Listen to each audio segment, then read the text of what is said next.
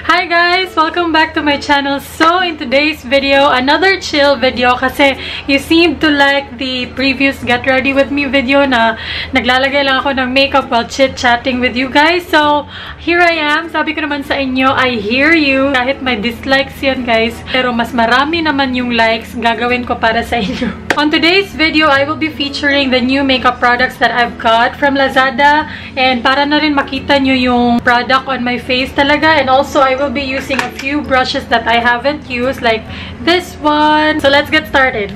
Pasensya na guys ha, nilagay ko na lang inaban yung buhok ko kasi hindi ako nakapagsuklay and kakaligo ko lang, so I need to film agad-agad kasi 1 PM na and baka hindi ko maabutan yung araw. So for my base, I will be using the Rusis Vanity BB Cream. I got this from Lazada, kasama na yung lip tint at yung eyebrow pencil. Meron din akong review na ginawa dito, so kung gusto nyo makita, nasa channel ko lang or I'll leave the link below on the description box. Itatry ko tong ano guys, gusto kong itry tong flat top kabuki brush na maliit. Nakasama sa brush set na nabili ko. I wanna try this for foundation kasi para siyang kabuki brush.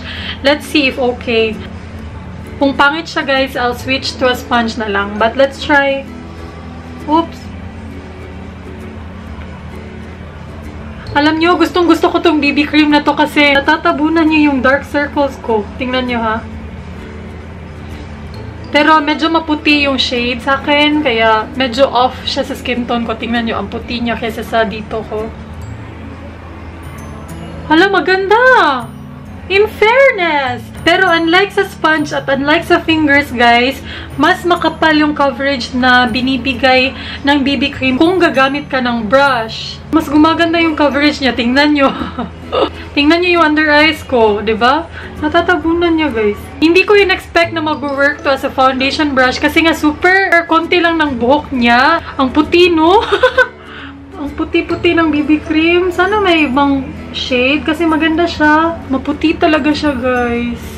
Pero after a few hours, magto-tone down din naman siya. Hindi naman siya mag-oxidize, pero nagto-tone down siya. Ang puti! Mura ko geisha! Diba? Ang ganda. Para akong geisha nito. Maganda siya guys. Okay naman siya. Kung gusto mong kumapal yung foundation mo or yung BB cream mo, mas okay palang gumamit ng mga ganitong klaseng brush. I'll go over with a damp sponge para lang sure tayo na walang streak marks.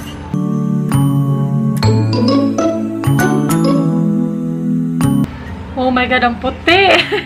So, I will set with a powder. Pag nagpa-powder ako guys, gumagamit talaga ako ng damp sponge. Wala, para akong multo. Kaya pala sabi ni Melabs kahapon nung sinuot ko tong BB cream na to, kakalabas ko lang ng kwarto, sabi niya, ba't ang puti na mukha mo? Ay, para akong multo. Imagine guys, BB cream yung suot ko, hindi foundation, pero ang ganda ng coverage niya. That brush though. Magko-contour ako ng very, very light, guys. Very light lang naman kasi nandito lang naman ako sa bahay. Or baka bumaba ako later. But, yeah. I will be using the e.l.f. Press Mineral Bronzer. Super pigmented nito, guys. So, a little goes a long way.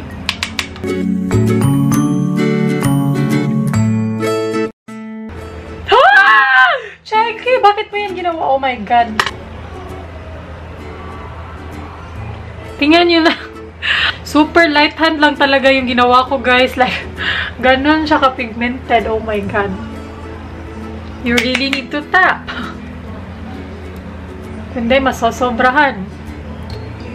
Magko-contour ako kasi sobrang puti ng foundation or ng BB cream. So, much better if magko-contour tayo kahit very light. O diba, ang laking difference ng nagagawa ng pagko-contour. Lalo na pag maputing-maputi yung BB cream or foundation na gamit mo, mas okay talaga mag-contour or kaya mag-bronzer ng very, very light lang naman. So, favorite part. Hindi na to magbabago, favorite part. I will be using the Essence Blush in the shade Adorable. Yan.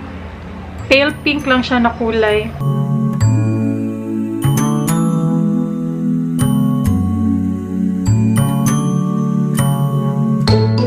And then, magkikilay na tayo, guys. I will be using the new Rusis Vanity na eyebrow pencil. Hindi ko pa talaga siya na-open kasi ang hirap niyang i-open. My God. Ayan, grabe. Ang hirap i-open you, guys. My God. It took me 5 minutes. But here's how it looks like. Super simple lang na pencil. And Retractable siya, guys. Ayan. That's how the pencil looks like. This is in the shade brown, pero nakikita ko sa pencil niya na medyo grayish siya. So, let's see.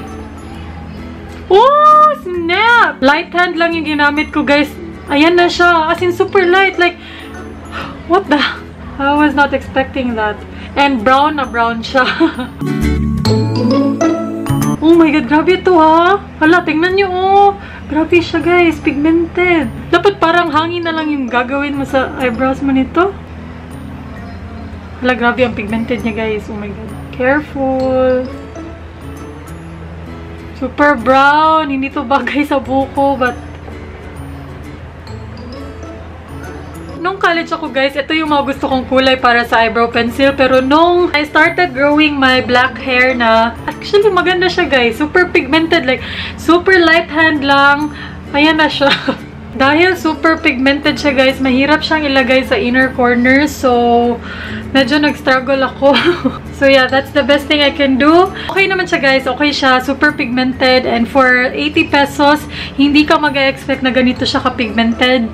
It's nice. Pero I should have gotten the darker color kasi hindi na bagay sa hair ko. But yeah, let's just make that work. Mag-eyeshadow lang tayo ng very, very light kasi ang boring naman ng video kung hindi ako mag-eyeshadow. So using the same bronzer, gagamitin ko siya as my transition color.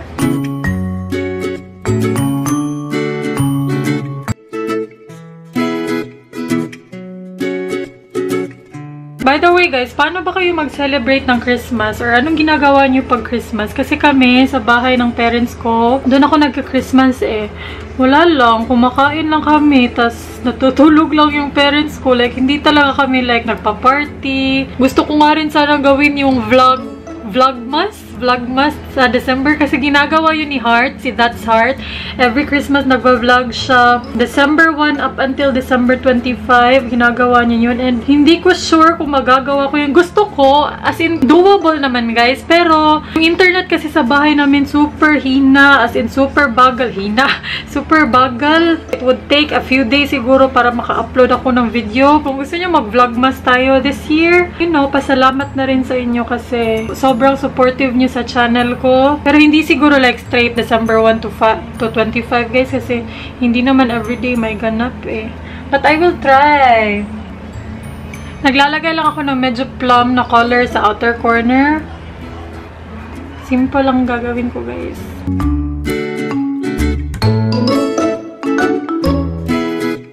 Lahat ng eyeshadow na ginamit ko guys, matte lang. Kasi ayoko muna ng may shimmer ngayon. Pati yung highlight na nilalagay ko ngayon, matte vanilla shade lang.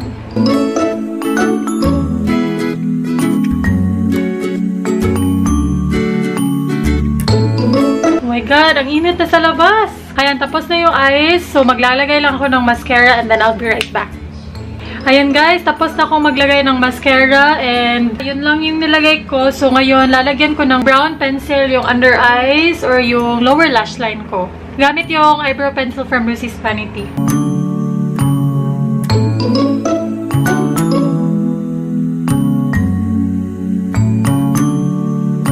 And then just take the same bronzer and then smudge the lower lash line.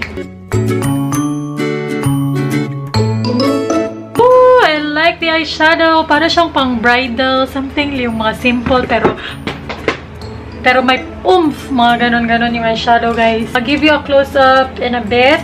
Pero ngayon, lipstick na tayo. Mag-highlight ako. Let's do some highlight. Mag-highlight tayo kasi hindi ko na nagagamit yung Becca highlighter ko guys, like yung champagne pack, hindi ko na nagagamit kasi hindi ko pa siya naayos ng maigi. Tingnan nyo. Ayusin ko siya later siguro. Etong malaking brush yung gagamitin ko. So, just a little bit kasi alam niyo naman tong highlighter na to. Oh, tingnan niyo na. Just a little bit. Sobrang laki. Mali. Ito na lang. Kabuki brush pa rin siya pero medyo fluffy. Oh, that highlight daw. Kailangan ko na talaga siyang ayusin. Oh, nakakasilaw ang highlight na to.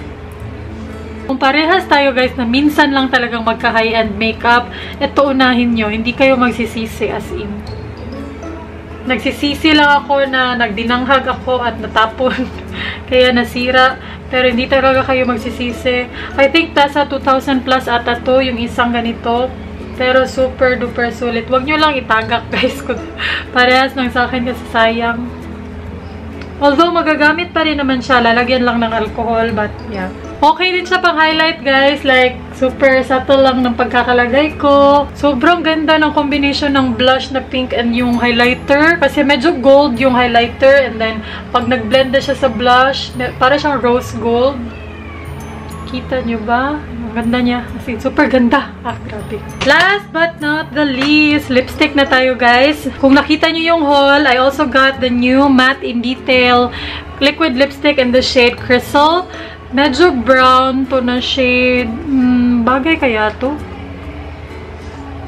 I think bagay naman. So, let's see. First time ko din itong gagamitin. So, let's see. Super crack ng lips ko. My goodness.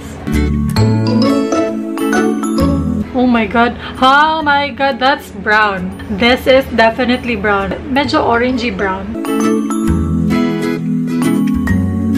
Ang bango niya talaga, guys. Para siyang yung candy na Dynamite. Para siyang melon, as in.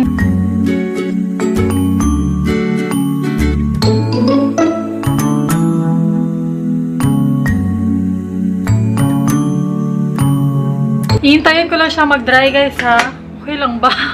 Ayan, so this is the final look you guys. In person guys, sobrang puti talaga ng BB cream sa akin. Like, makikita mo talaga yung difference ng leeg ko at nung mukha ko.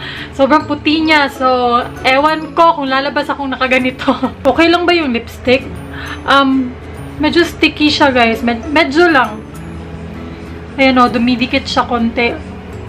So, kung gusto niyo pa ng mga ganitong types of videos, you guys, you just need to like this video and comment down below. And guys, by the way, I have an announcement. Before I let you go, I just need to tell you guys this. If you have been watching my videos, you guys, for a long time now, alam niyo kung ano yung holy grail lip tint ko of all time. Like, super duper paborito ko talaga na hindi pa hanggang ngayon napapalitan. And it's the KJM Lip and Cheek Tint in the shade Bittersweet Magenta. I had this for over 6 months. May mga nagko-comment na naging mabaho daw yung kanila, but sobrang mabango pa rin yung sa akin guys. Like, hindi talaga siya mabaho. Okay na okay pa rin yung sa akin. And this was the old packaging kasi nga over 6 months na to sa akin and nag-change sila ng packaging and hindi pa rin siya nauubos. Like, I still have more than half of it. So, super duper sulit ang 150 pesos na binayad ko dito. Super, super sulit. And now, since gusto kong ma-experience nyo rin yung na-experience ko na super contented at nagandahan ako sa lip tint na to, guys, I'm opening a pre-order sale for KJM Cosmetics Lip and Cheek Tint in the shade Bittersweet Magenta. Pre-order basis yung gagawin namin guys. So, if you wanna pre-order yours, just message me on my Facebook page. That's www.facebook.com/chinkitita, or I'll leave the link below. Just click on there, follow me on Facebook, and then message me kung ilang KJM Lip and Cheek Tint yung gusto mong bilhin. But take note you guys, isang shade lang ng pre-order sale yung tatanggapin ko. It's only the Bittersweet Magenta na shade. Kasi ito lang yung pinagkakatiwalaan ko na magugustuhan nyo talaga. Hindi ko pa na-try yung ibang shades, guys. And gusto kong i-try muna sila bago ko i-recommend sa inyo. So, ito lang muna yung ipi-pre-order natin. We will be selling it on a regular price of 150 pesos. 150 pesos, you guys. And this has been with me for over 6 months. Saan pa kayo? So, Bittersweet Magenta lang yung ibebenta namin, guys. And this is for pre-order, okay? Pre-order. May cut-off kaming ibibigay, but I will announce that on the Facebook page. So, kung gusto nyo mag-order, just go to my Facebook page and everything will be there. I will answer your messages and questions and orders. And also, guys, sa mga taga Cebu dyan, I will do meetups, pero dito lang sa IT Park. As in, dito lang talaga sa IT Park, like sa may Sugbo Mercado na area. Doon lang ako makaka-meet up. For those who are outside Cebu, please go to my Facebook page na lang. Doon ko na lang ilalagay lahat ng information. Kasi I tend to ramble, you guys, and baka hindi ko na ma-explain. So, just go to my Facebook page. The link will be down on the description box. Just click the link, message me, and then doon tayo magchikahan, and then I will take your orders down there. So, yes. KGM Lip and Cheek Tint in Bittersweet Magenta is open for pre-sale order. Just message me on Facebook. Bittersweet lang muna ha, kasi ito yung gusto kong matry nyo din. So yeah, we're all done. I'm all glammed up. But yeah, I hope you guys like the tutorial and the chit-chat and whatever it is that I have done. And please don't forget to like this video if you found this helpful and if nag-enjoy kayo. And of course, don't forget to subscribe on my channel sa mga bago dyan. Hi!